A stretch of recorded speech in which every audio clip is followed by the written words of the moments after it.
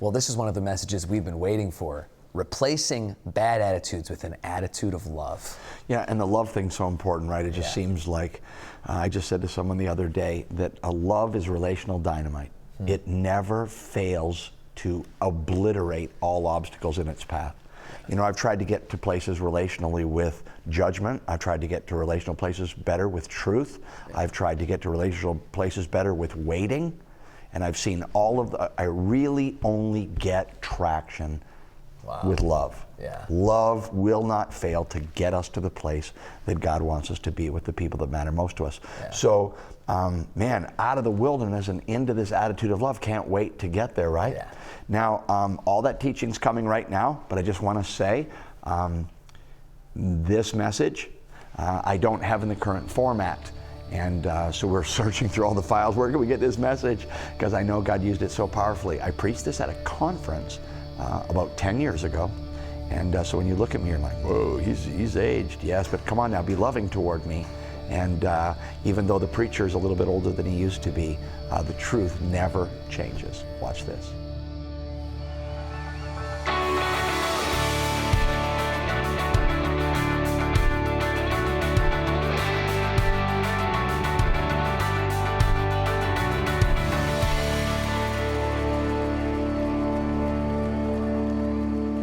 And if you would travel and study history, you would see that God is able to use an immensely diverse kind of people and kind of program. And don't get your personal preferences mixed up. Sometimes the minors that we accept are cultural differences.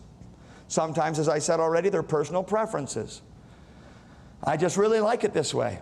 Honestly, if I came to this conference, I would prefer if the only instrument that was ever used was a violin.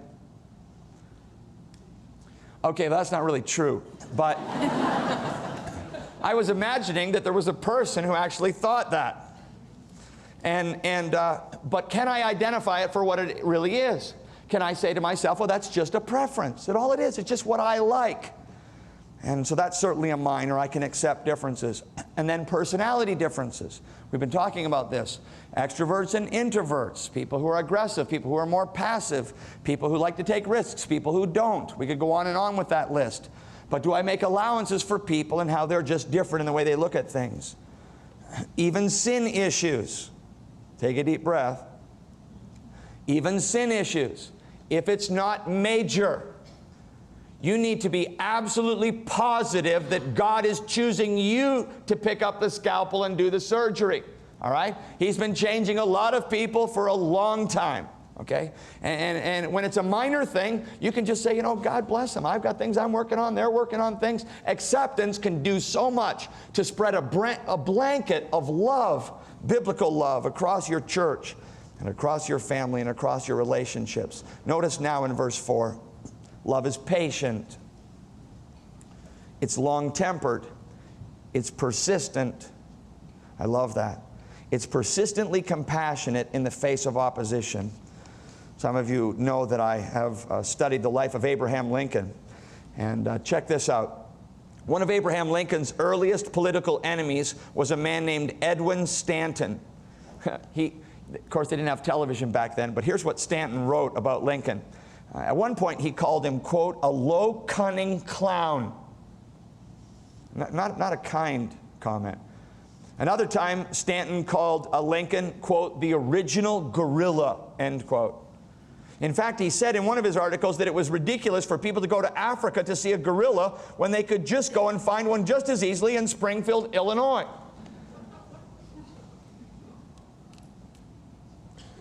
Lincoln never responded to the slander. But when he became president and needed a secretary of war, he chose Stanton. His friends were incredulous, and they asked Lincoln, why have you done this? And he said, quote, because he's the best man for the job. Years later, as the slain president's body lay in state, Stanton looked into the coffin and said through his tears, quote, there lies the greatest ruler of men the world has ever seen. His animosity was finally broken by Lincoln's long-suffering, non-retaliatory spirit. Patient love won out in the end. Let me ask you, is someone injuring you? Is someone hurting you with their words and their actions? It's so important that we ask God for discernment. On the majors, action. On the minors, acceptance. God give us discernment. Love is patient. Notice love is kind. Kindness is not passive. It's active goodwill. It's not passively accepting, but actively pursuing what a person needs. Love is patient. Love is kind. It's actively involved in showing goodness to a person.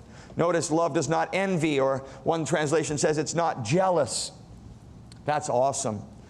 I accept you even when you are more successful than me. I accept you even when you are more prominent than me. I accept you even when you are more recognized and more rewarded than me. And you know why? Because I'm for you. I always have been and I always will be for you. I rejoice in your success.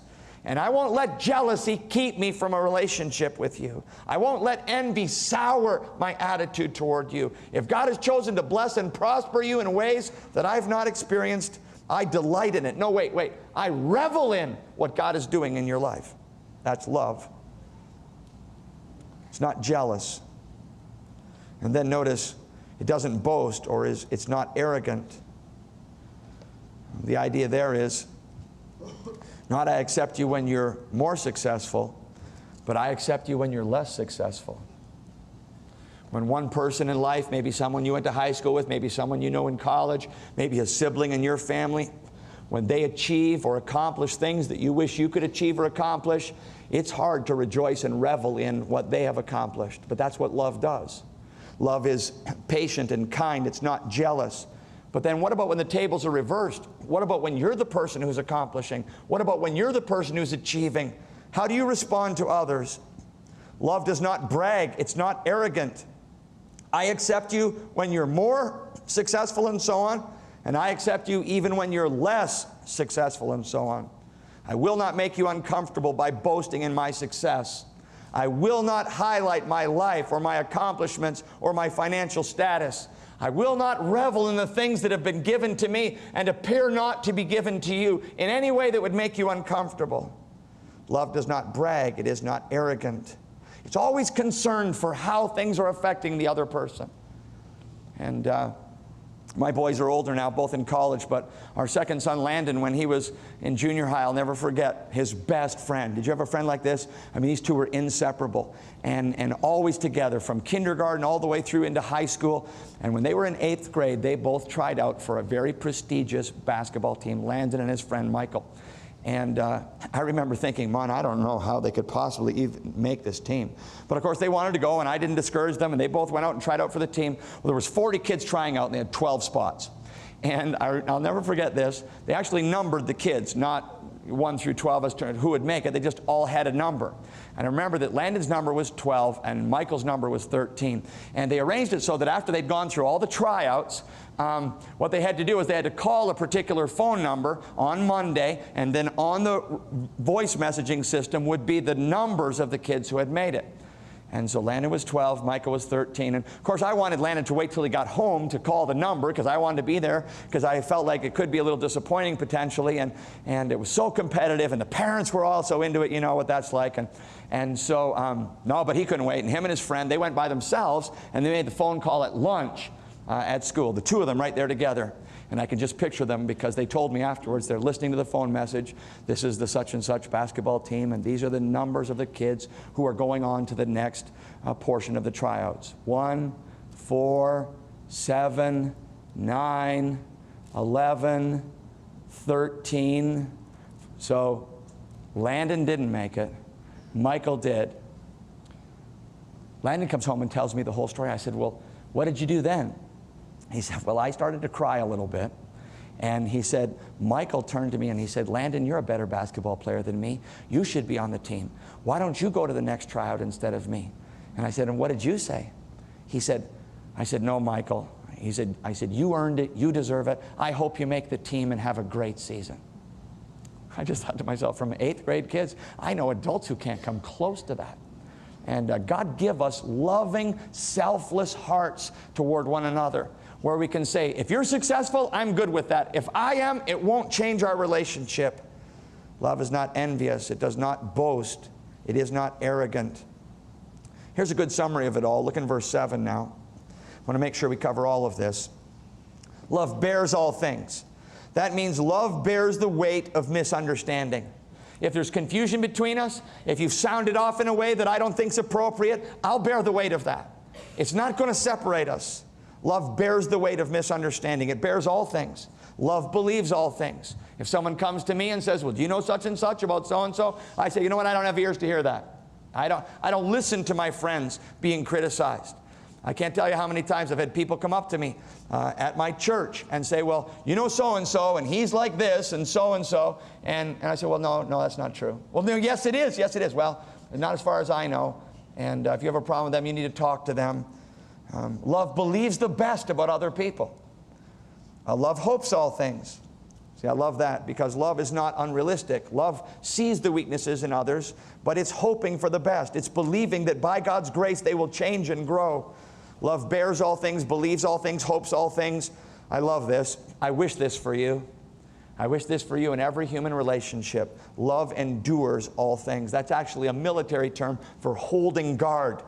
It's like we've taken our post. These are the people that I'm spending my life with, and we will endure all things together. Isn't that awesome? Doesn't matter. We're going to the finish line together. There's a book that means a great deal to me, and I've read it over many times. It's called Love, Acceptance, and Forgiveness by Jerry Cook. It's actually out of print now, so I have one, you don't. But let me share one of the best parts with you here. This is a church in Washington State that built itself on a commitment to one another. Here's the commitment that they make, each of them, each member to one another. I want to read it to you. They look one another in the eye at the moment of commitment, and they renew this regularly and say, you will never knowingly suffer at my hands. Imagine that, to say that to someone. You will never knowingly suffer at my hands. I will never say anything or do anything knowingly to hurt you. I will always in every circumstance seek to help and support you. If you're down and I can lift you up, I will do it. And if you need something and I have it, I'll share it with you. If I need to, I'll give it to you. No matter what I find out about you, no matter what happens in the future, either good or bad, my commitment to you will never change. And there is nothing you can do about it. I am absolutely, totally committed to you. Now that, loved ones, is a force that can change the world for Christ. Real, biblical, God-honoring, loving, selfless relationships. Love will never fail you. It will always ultimately accomplish God's agenda. Biblical love, truth and love. 1 Corinthians 13, fully understood love will never fail. For additional resources or to request today's message, call 1-800-545-6800 or go to jamesmcdonald.tv. Now stay with us. There's much more teaching ahead from James MacDonald here on Walk in the Word. It's that time of year when we gather with friends and family around the table. Yet, how often do you feel like your thankful moments are lacking a true sense of gratitude for all that God has done? Call now and order the 2-CD set, Attitude of Gratitude. Let these 2 messages help you identify ungrateful habits in your life and set you on the right track for giving thanks. We'll also send you a special edition art print to remind you of how attitudes can affect gratefulness. This isn't some pious platitude pep talk about, oh, wouldn't Thanksgiving be nice? Don't you want to live on a Hallmark card? I'm not talking about that. I'm talking about there's a God who made you, and manufacturer specifications for the human being is gratitude. It takes you to a better place in regard to God, in regard to the other people in your life. And if you want to learn more about putting on an attitude of gratitude, we're offering the Lord Change My Attitude study guide and DVD set. This complete collection will guide you through the barriers that keep you from experiencing a grateful heart. A gratitude is the attitude that sets the altitude for living. Start setting the right attitude for your life today. Call 800-545-6800 or go to jamesmcdonald.tv right now. on the major's action, on the minor's acceptance. Notice in verse 8, in all things love. Notice it says in verse 8, love never ends. One translation says, love never fails. Other things, they will fail and cease, but love will never fail. Love will never fail. Say that, love will never fail. Love will never fail. That is an amazing assertion. When you think about the complex, relational issues that face every human being, and you say, what can I bring to this? It's not truth and love. Truth is part of love, and love, rightly biblically understood, will never fail. It will never fail. How often will it fail? It will never fail ultimately to accomplish God's purposes. I mean, that is an astounding promise. What should I do? What should I do? What should I do? Love will never fail. Love will never fail you. It will always ultimately accomplish God's agenda. Biblical love, truth and love. 1 Corinthians 13, fully understood love will never fail. That's been the experiment of pastoring the same church for the last coming up on 19 years. I've had the same personal assistant for 19 years. I've had the same associate pastor for 19 years. I've had the same elder board chairman for 19 years. You say, well, hasn't anybody come and gone? Oh, yeah, there's been some people that have come and gone. But Kathy and I prayed when we were in seminary. We prayed, God, I'll go anywhere you want us to go, but I want to stay there. We just said, Lord, from day one, we studied ministries around the country and around the world where God had worked. And it just seemed so evident that when a person would plant their feet deeply into this soil, on this rock, in this place, we will stand. God help us for a lifetime. And let me tell you something, that has been tested again and again and again. And I grew up in a group of churches. Maybe some of you here or some listening by video, you'll relate to this. I grew up in churches where a pastor would come for 3 or 4 or 5 years, and then he would go again. And then, actually, did you know that the average youth pastor stays in a church for 2 years? And here's how the cycle goes. The pastor comes, and he candidates, and he sees all the people like y'all, and he goes, you guys look amazing. In fact, you look way more amazing than the people where I'm pastoring right now. And I really need to get away from them. So I'm going to preach my best sermon. And they're like, wow, he's good. He's really good. That was his best sermon, okay? You already are at the high water mark. All right? And you're like, well, I think we'd really like to have him. And so they kind of like, and his wife and them, they're excited. They go back to their town and they sell their house. And they move over to your town, and there's a big, there's sandwiches and red punch down in the basement. And we're all excited. We got a new pastor. Everything's going to be so great now. And he's here. And you can't wait to get to church the next Sunday. And things are going to finally change around here. And he gets up and preaches his second best sermon, which is still quite good. And wasn't it? But it's still quite good. And this goes on for a few weeks like this, and it's called, pastors call it the honeymoon. How many people have had a honeymoon with a pastor? We had the honeymoon, and it was great. But here's what happened. After a while, you started to figure out that he's not perfect. And shockingly, his wife isn't either. Now, this is the part you don't want to hear, because at the same time y'all were figuring that out, guess what he was figuring out? About you. Okay? He was figuring out that y'all aren't perfect either. And so that kind of went along for a while, but we're going to put up with it, and we're not going to go, it's too hard to change, we're going to keep, and you try for a while, but eventually you come to the place where you're like, you know what? I think we're going to make him a free agent. I think we're going to trade him. And we're gonna try to make a move here, and we'll get some other church. They'll call us, and we're like, he's awesome, he's amazing. You really want this guy.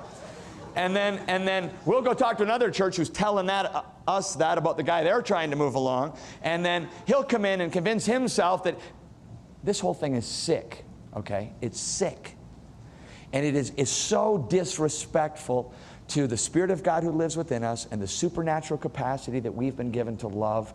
And I'm not saying, everyone say he's not saying. I'm not saying that God doesn't periodically call people to move to a different ministry, or that many times I haven't felt like I'd like to go start over somewhere in the strength of the things I've had to learn. All right? But my dad told me, you want to be a pastor, do these 3 things. Feed the people, love the people, and admit when you're wrong. All right? And how often these relationships in the church and in the home, they fracture over the disillusionment of finding out that people are not everything we thought that they were. What does God give us to overcome that? What does God give us to overcome the swelling tide of a critical spirit? What forces that down? Love does. A supernatural capacity to put the needs of another person above my own, all right? Of the themes that men have known, one supremely stands alone. Love is the theme. Love is supreme. Sweeter it grows, glory bestows, bright as the sun, ever it glows.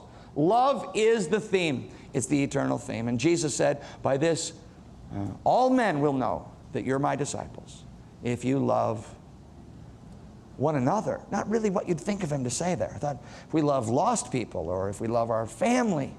But he's really saying, no, the real test is when you all get together, people will know if you really are connected to me, if you're truly my disciples, if you love one another. Okay? So let's get up close and personal now and close with some reflection. Question number one, I'm sure you can see it coming by this time in our study series. Am I a loving person? Just grade yourself. According to 1 Corinthians 13, am I a loving person? Do you love the people around you? Are you living a life of you before me? D.L. Moody said, I took up that word love, and I do not know how many weeks I spent studying the passages in which it occurs, till at last I could not help loving people. I had been feeding on love so long that I was anxious to do everybody good that I came in contact with. I got full of love. It ran out my fingers. You can take up the subject of love in the Bible and you will get so full of it that all you have to do is open your lips and a flood of the love of God will flow out. Am I a loving person? Then am I seeing the benefits of love in my life? The joy of healthy relationships, like a well-tended, promised land garden, rooting out selfish criticism and planting love in its place, acting on the majors, accepting on the minors, in all things love. And then am I choosing love over criticism moment by moment? Let's bow together in prayer. Lord, I would invite you to bring to mind in this moment the names of some men or some women in our life, in my life, in the life of these listeners here and doing this study, who knows where. But God, you're there. And I would invite you to bring to mind, to each yielded heart right now, the faces of people that I have been unjustly and unlovingly critical of. I've not had your heart for that person, God. I've only thought about the way that they've injured and inconvenienced me. I've calculated who they are on the basis of how they impact my own life.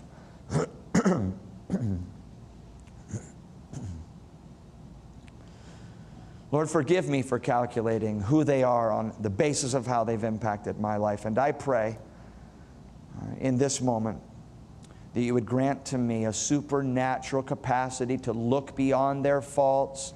Lord, how you looked beyond my fault and saw my need. Help me to look beyond the faults of others and to see them as you see them and to love them as you would love them. Let me be, Lord, your hands and your feet. Help me to displace, help me to replace a critical, fault-finding spirit with an attitude of love. How I long to live in the lush green pastures of a loving heart for people. Grant that to me, I pray, in the strong name of your Son, Jesus Christ. Amen. Amen. Hey, thanks for being with us on Walk in the Word TV today. My dad is going to be back with us at the end of the program, but first, did the Lord place something on your heart to consider today as we studied His Word? Maybe He's calling you to something new. Well, we'd love to help. It's that time of year when we gather with friends and family around the table. Yet, how often do you feel like your thankful moments are lacking a true sense of gratitude for all that God has done? Call now and order the 2-CD set, Attitude of Gratitude. Let these two messages help you identify ungrateful habits in your life and set you on the right track for giving thanks. We'll also send you a special edition art print to remind you of how attitudes can affect gratefulness. This isn't some pious platitude pep talk about, oh, wouldn't Thanksgiving be nice? Don't you want to live on a Hallmark card? I'm not talking about that. I'm talking about there's a God who made you, and manufacturer specifications for the human being is gratitude. It takes you to a better place in regard to God, in regard to the other people in your life. And if you want to learn more about putting on an attitude of gratitude, we're offering the Lord Change My Attitude study guide and DVD set. This complete collection will guide you through the barriers that keep you from experiencing a grateful heart. A gratitude is the attitude that sets the altitude for living. Start setting the right attitude for your life today. Call 800-545-6800 or go to jamesmcdonald.tv right now. Sweetie, why don't you tell them about our Change Partner program? Okay, well, first of all, we have these people called Change Partners. We love them. If you've ever thought to yourself, man, how these people get on TV? Well, we have partners, and they don't necessarily have to give a lot, but a Change Partner says, I believe in this ministry. I believe in their commitment to God's Word. I believe that people are being changed. I'm being impacted. I want to help it impact others. We don't have a ministry without Change Partners, and today we're inviting you to become part of that family. Just follow the directions on the screen there. Would you contact us and become part of our family? Help us see the life-changing power of God's Word impacting lives around the world.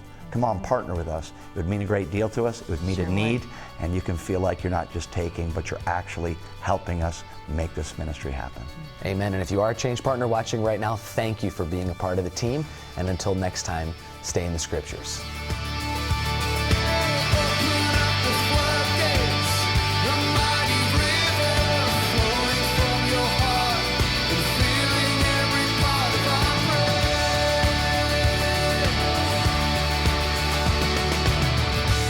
This program was paid for by the friends and partners of Walk in the Word.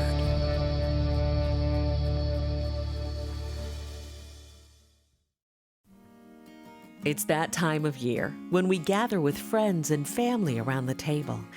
Yet, how often do you feel like your thankful moments are lacking a true sense of gratitude for all that God has done? Call now and order the 2-CD set, Attitude of Gratitude. Let these two messages help you identify ungrateful habits in your life and set you on the right track for giving thanks. We'll also send you a special edition art print. And if you want to learn more about putting on an attitude of gratitude, we're offering the Lord Change My Attitude study guide and DVD set. This complete collection will guide you through the barriers that keep you from experiencing a grateful heart. Start setting the right attitude for your life today. Call 800-545-6800 or go to jamesmcdonald.tv right now.